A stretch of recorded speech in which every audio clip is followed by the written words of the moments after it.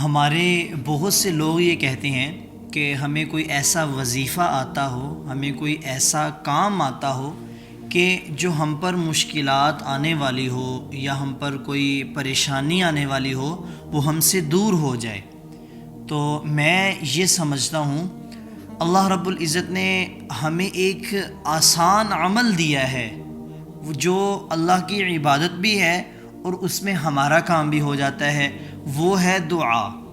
دعا ایک بہت معزز عمل ہے، بہت فضیلت والا عمل ہے کہ جو بندہ اللہ رب العزت سے اپنے لیے دعا کرتا ہے، مطلب دیکھیں نا، ہم نے اللہ سے کہنا ہے کہ اے اللہ میرا ڈپریشن دور کر دے، میری پریشانی دور کر دے، یا مجھے فلاں چیز چاہیے یا مجھے فلاں چیز چاہیے۔ اس میں فائدہ کس کا ہے؟ ہمارا ہے، ہم اپنے لیے مانگ رہے ہیں، اپنے والدین کی تندرستی مانگ رہے ہیں، یا اللہ سے دین کی دولت مانگ رہے ہیں، یا پیسہ مانگ رہے ہیں، کوئی بھی آپ اللہ سے دعا کرتے ہیں تو وہ کس لیے کر رہے ہیں؟ اپنے لیے۔ لیکن اللہ رب العزت اس سے خوش ہوتا ہے اور اسے عبادت میں شامل کر دیتا ہے۔ جو بندہ اللہ سے دعا کرتا ہے وہ عبادت ہے۔ میں آپ کو ایک حدیث سناتا ہوں، الیس شیء اکرم علی اللہ من الدعاء، اللہ کے نزدیک دعا سے زیادہ معزز و مکرم کوئی چیز نہیں۔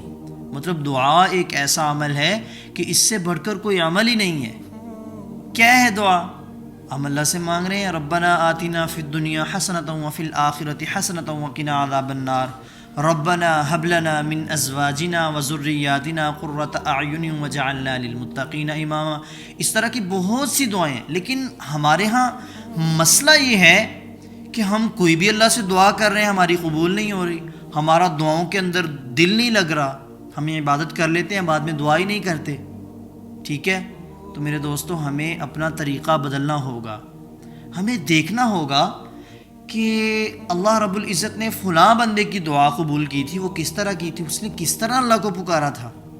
آج ہم تو کہہ رہے ہیں نا جی ربنا هب لنا من ہمیں اس کا ترجمہ ہی نہیں آ رہا، ہم اللہ سے کہہ رہے ہیں لا الہ الا انت سبحانک انی کنت من الظالمین، ہمیں ترجمہ ہی نہیں آ رہا، ہمیں پتہ ہی نہیں ہم اللہ سے کیا کہہ رہے ہیں، پھر ہم کہہ رہے ہیں کہ جی میں نے 1000 مرتبہ پڑھ لیا، مجھے تو کوئی فرق نہیں پڑا۔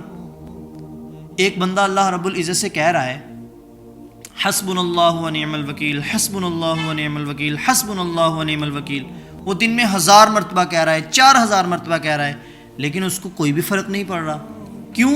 اس کو پتہ ہی نہیں ہے۔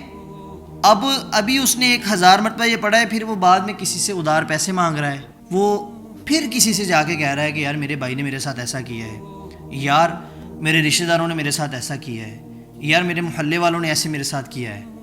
ایک طرف وہ اللہ سے کہہ رہا ہے کہ میرے لیے میرا اللہ کافی ہے اور وہ بہترین کارساز ہے، لیکن چاہیے اسے یہاں پر یہ تھا کہ اگر اس کے ساتھ کسی نے برا کیا ہے یا پھر اسے کوئی کام ہے، اس کے پاس پیسہ نہیں ہے، کوئی بھی مسئلہ ہے، وہ اللہ سے کہتا، کیونکہ وہ اللہ سے کہہ رہا ہے کہ میرے لیے میرا اللہ کافی ہے اور وہ بہترین کارساز ہے۔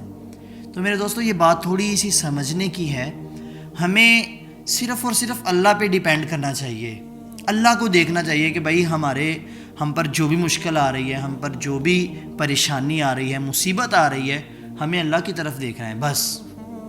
اور پھر اللہ تو قرآن میں فرماتا ہی ہے کہ تم تقوی اختیار کرو، تم پر سے یہ مصیبتیں، پریشانیاں، ٹینشنیں، تمہیں جو صحیح راستہ ہے اللہ تعالیٰ وہ دکھائے گا جب تم تقوی اختیار کرو گے۔